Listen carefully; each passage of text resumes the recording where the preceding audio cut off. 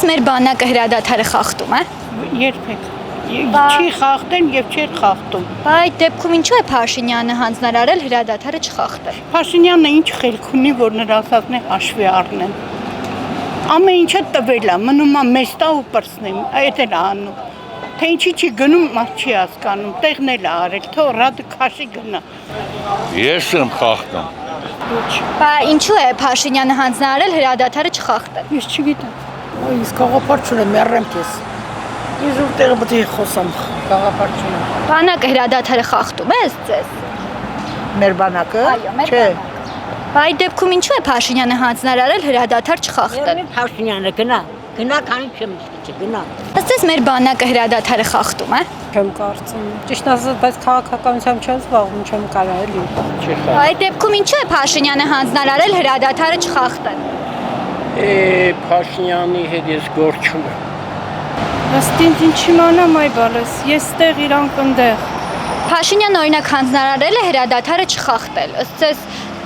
ինչի է նման բան հանձնարարել, եթե մեր բանակը հրադադարը չի խախտում։ Դե Փաշինյանը ուզում է ասի, որ հրամանատարը պետք է հրամանը կատարվի, բայց տղաները ինչի են անում, դա էլ է հարց։ Սահմանում ինչ է կատարվում, ոչ մեկ չգիտի։